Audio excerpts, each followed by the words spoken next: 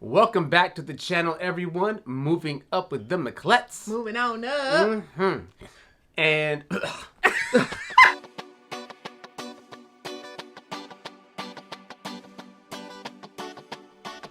welcome back to the channel, everyone. Moving up with the Miclettes. Moving on up. And we are back again with y'all. It is the beginning of 2022. 2022. I cannot believe that. Thank y'all for rocking with us last year. We appreciate it so much. And we were getting a lot of love towards the last quarter of the year. And we just want to send our gratitude to y'all and thank y'all for being there with us and rocking with us as hard as you did. Hopefully we were able to provide y'all with a lot of information and content that was helpful, fun, entertaining, and informative in a way that, you know, you could only get here with us. And who are we? I am Joseph. And I'm Sherri. And we are the Miclettes. Yes. And today we're going to be talking about our saving and investment goals for 2022. So we ended the year with a bang, and one thing it taught me was we might want to increase our Christmas budget because, so just trying to get back in order, set our intentions for the new year, and you know, talk about those goals and get them set before we jump into the year. Yeah.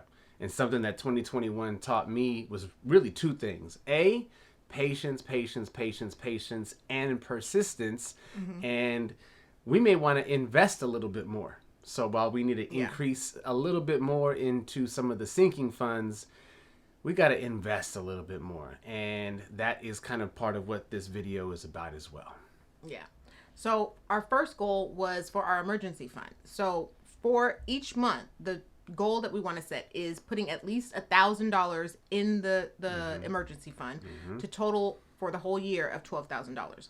That's not to say we won't put in more potentially, or might even, you know, certain months might have to put in less, but the goal is $1,000 and that's what we want to stick to. Yep. And again, remember, a true emergency fund is somewhere between 3 to 6 months of your living income or living expenses, just in case an emergency happens. But for us, since our goal is in 8 years to retire early, we're trying to pad that emergency fund, you know, especially since we want to potentially live off our investments at that time. We also need something to potentially fall back on just in case the market may not do as well as we would like. Facts. So we're going to be padding that emergency fund. And I know it's 3 to 6 months, but I want like 1 to 2 to 3 to 4 years of savings in there. There you go. But, you know.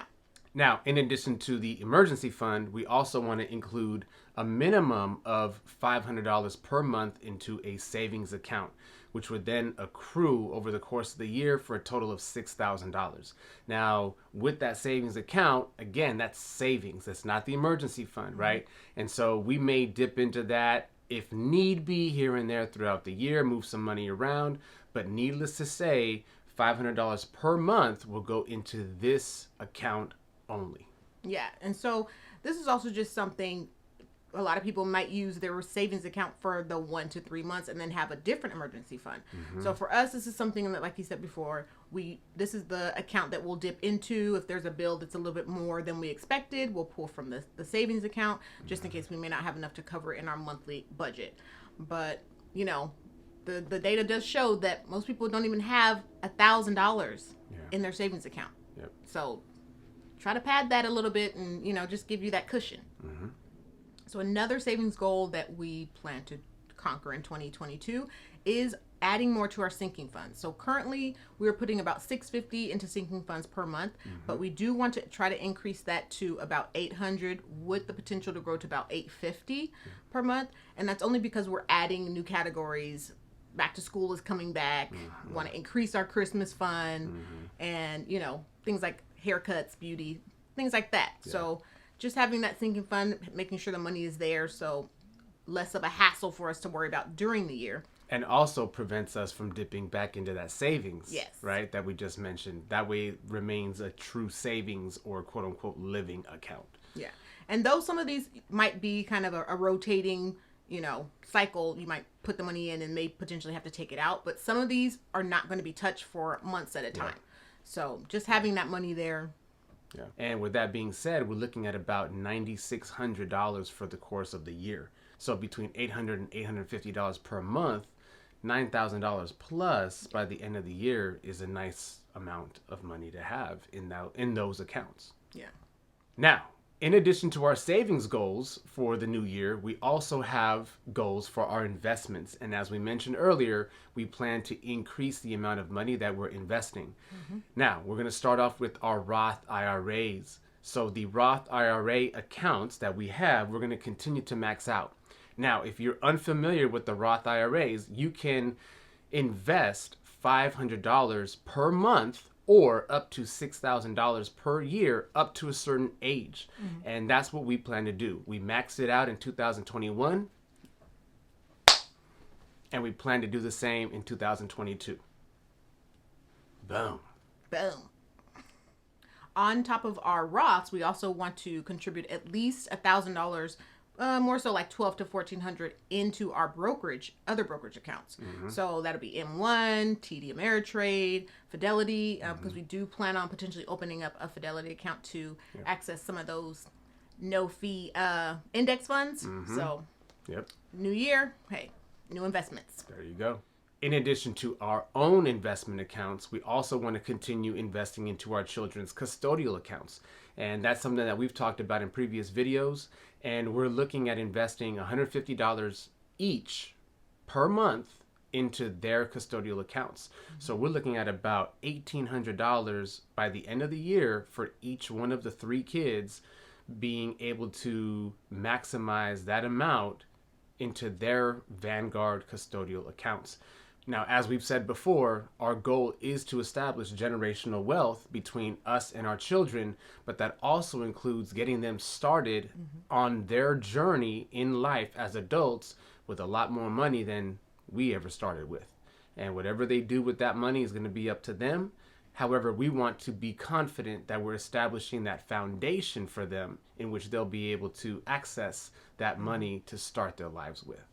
Yeah, so once again, for the custodial accounts, the UTMAs or the UGMAs, remember, once they turn 18, certain states might be 21. That money is the child's and no longer yours. So as of now, we kind of handle all the investments and things of that sort. But once they become of age, we got to pass it off to them and hope, that we've instilled in them not to go out and just spend all of their money, but to keep investing and, maybe potentially turn that into a Roth. Yep. Or just reinvest for themselves in other aspects. Now, in addition to all of these savings goals and investment goals, we also have another big goal that we have set for ourselves, and that is to continue to add to the principal of our mortgage. In other words, we plan to pay down that mortgage even more in the upcoming year. Yeah, so the goal is to at least put $500 a month towards principal only to help bring that balance down for our mortgage, so totaling $6,000 a year. So that I figured that would be probably about 2 to maybe almost 3 extra payments on top of the mortgage. And since we're also doing bi-weekly payments for our mortgage, that's even extra money that'll go towards that. So that's a goal that we've set. We didn't want to be too ambitious, especially with our, investment goals and our savings goals, but we did want to at least carve out a little bit of money to go towards that. Yeah. Now, we've talked about our savings goals. We've talked about our investment goals. We've talked about our goals to continue paying down our mortgage. Now, in order to achieve all these things, we have a strategy. But we also want to introduce something special, something that Sherri is going to be leading in the new year. And that is having a series of her own savings challenges, and which you will be able to join her on this journey in which she's going to be leading all of us in hopefully amounting to savings beyond your imagination.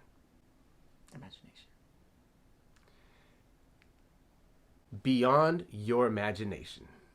So in 2022, I definitely want to get into savings challenges. And, we have all these goals, and potentially the money that we save from these challenges could help go to other things, be extra money added to our emergency fund or to our mortgage payments or things like that.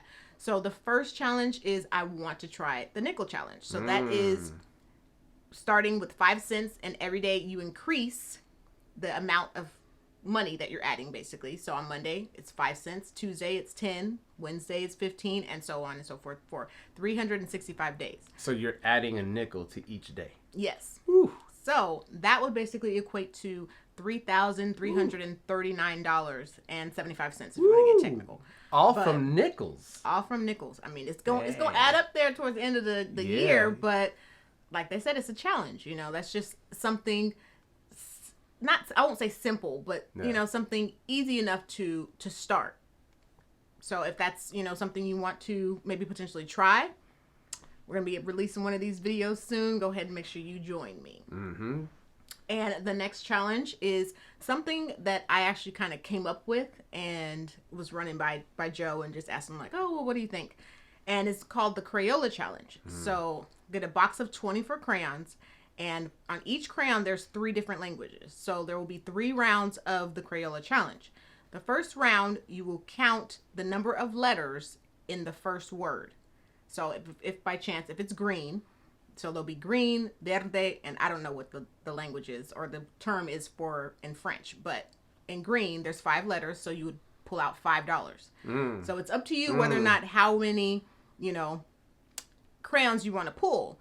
But remember, once you get to the second round, you're going to be adding both English and Spanish in regards to the number of letters that you're going to be adding or pulling the money for. So it's an accumulation of letters equals the accumulation of dollars. Correct. Per Crayola. Okay. So per 3 rounds, so like I said, there's 3 rounds because there's 3 different languages. You could potentially, you know, save $1,217.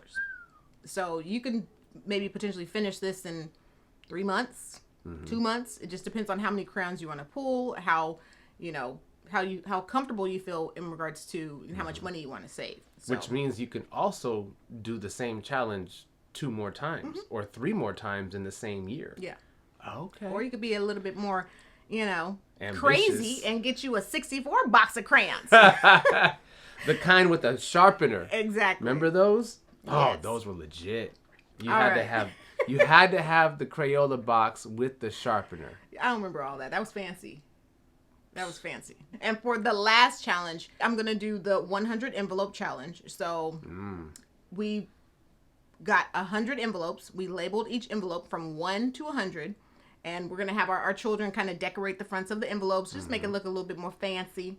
You know, I didn't want to spend too much money on these challenges. I wanted to start and then go from there. But so for each envelope you pull, it could be, if you pull a 26 envelope, you put $26 in there. And if you want to even potentially put more money in there, maybe round it up to the nearest 10 and just put in 30. It's up to you how you want to save. If you want to just stick specifically to the numbers, you can do that. Or if you want to add a little bit more so that when you unstuff all of your envelopes, you're a little bit surprised in regards to the amount. But if you actually stick to the numbers 1 to 100, that would be a total of $5,050. Ooh. Yes, $5,050. So, like I said, if you want to stick to that, that's the amount. If you want to add a little bit more, you might even be a little surprised and get you more money. Now, we could easily just throw this money into the savings accounts and just be done with it. However, to Sherri's point that she made earlier, this is a fun way of doing it, right? For so many people, saving money seems so hard. For so many people, saving money seems like it's a chore. Well, this is a fun and interactive way of doing it in which you actually get to see your own growth and your own savings grow in front of you by either opening those envelopes or coloring a piece of that image that you're coloring, or maybe even accruing and accumulating all those nickels. Yes. So once again, we've touched on our savings goals, our investment goals, and our savings challenges that we want to start for 2022. Yep. And I can already tell it's going to be a prosperous and abundant year for us. And I believe it. Because we spoke it. That's right. We wrote it, and we're going to be able to look at those goals and keep each other accountable to get those goals done. So hopefully you'll join me on the challenges, and make sure you set your goals for 2022, whether that's investment, savings, challenges. Just make sure you go ahead and write them down, speak them into existence. And thank you so much for tuning into our channel for all of 2021 and watching our videos and commenting and liking, and hopefully you shared. And subscribe. We need Yes. some subscribers. We got a lot of people that watch, but they're not subscribed. We need you to subscribe. Hit that subscribe button. Yes. Make sure you subscribe, like, comment down below. Let us know what your savings and investment goals are going to be for the new year. Mm-hmm. And as always, keep moving up with the Miclettes.